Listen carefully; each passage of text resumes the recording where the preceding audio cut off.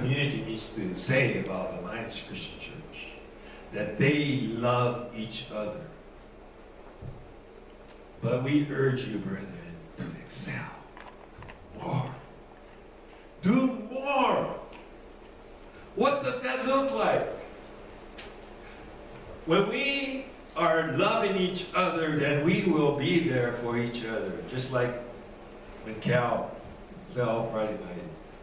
It was good to see Victor and Echo just go ahead and take her up to the hospital, and they stayed there until everything was set, and we told them they could go ahead and go. And Anita, bless her heart, she stayed up all night with Cal. And it's a good thing too, right, Cal? Praise the Lord. What happened in the morning? You yelled out for her, right? You called out for her. Yes, I called out for her. Because you almost fell again. That's what I mean by showing love, going beyond what is expected. And Echo and Vic took me up there, and you and Nita stayed until we went home. I don't know what time that was. Praise the Lord for you guys. Showing love, going the extra mile. You know, it's really fun. Really fun. When I finish playing basketball, I go around and pick up the basketballs around and help bring the chairs back in and try to tidy up. And it's really exciting to see the other people, the people that you don't expect to now, without me asking them, pick up those chairs and help clean up. It's exciting. Guess what would happen if every one of us will do that? Is go the extra mile. When you go and help somebody, you know, you might think, oh, that's good enough. I've helped them. But you know what? Let's make an effort to go beyond the good enough and excel still more. Can you imagine what would happen if every single one of us, when we help somebody, they're expecting, in fact, they might say, why don't you just go ahead and go because you've helped us enough. How much is enough? Jesus went the extra mile. Not only was he tortured, but he died on that cross with all that ridicule. He went the extra mile. That's what he desires for each and every one of us. I'm getting this, and he says, to make it your ambition to lead a quiet life. And mind your own business, attend to your own business, and work with your hands, just as we commanded you, so that you will behave properly towards outsiders and not be in any need. Anybody know any busybodies? Huh? How many of you like busybodies who are always into somebody else's business? He says, mind your own business. Show love. Take care of each other.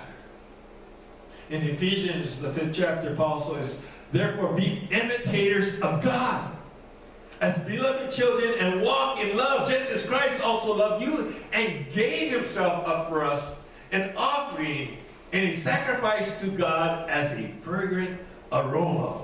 But immorality or any impurity or greed must not even be named among you as proper among saints. And there must be no filthiness and silly talk or coarse jesting, which are not fitting, but rather giving of thanks. For this you know with certainty, that no immoral, impure person or covetous man who is an idolater has an inheritance in the kingdom of Christ and God. Just this past week, I was at the senior center, and there's this guy, he says, you know what? Everybody's going to go to heaven. Everybody. Because you know what? Those BC days, you know, those caveman days, you know, they never heard about Jesus. So how can God a loving God send those people to hell? And I started to talk to him in front of a whole group of men. And I says, you know what? God is also a just God. And you know what? There is a place, the Bible tells us there is a place called hell. He doesn't want anybody to go there. And he sent Jesus Christ to die for us so that people have the opportunity to be saved. And I says, if they have never heard about Jesus Christ, then the Bible says they'll be judged according to their conscience. You know what?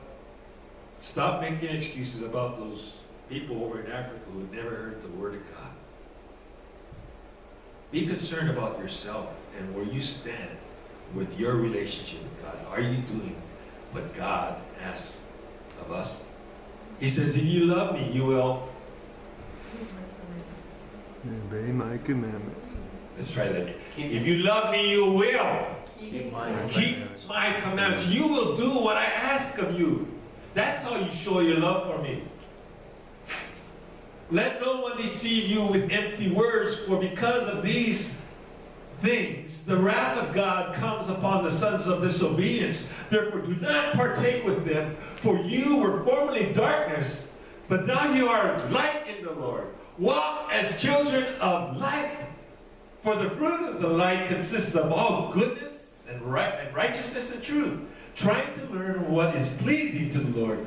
Do not participate in the unfruitful deeds of darkness, but instead even expose them.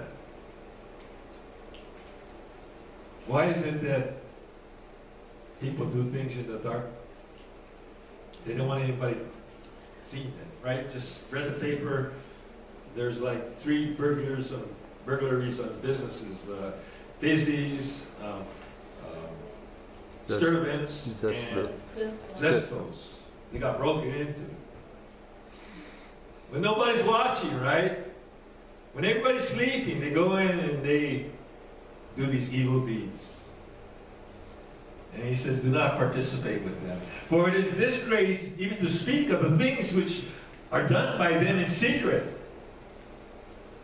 It's kind of funny because, you know, you think you're doing things in secret, but you know what? Everybody, a lot of people know about what's happening. You can't hide these things. It says that, the Bible says that these things will be exposed. And it's kind of interesting how a lot of people think they can get away with, you know, the crime.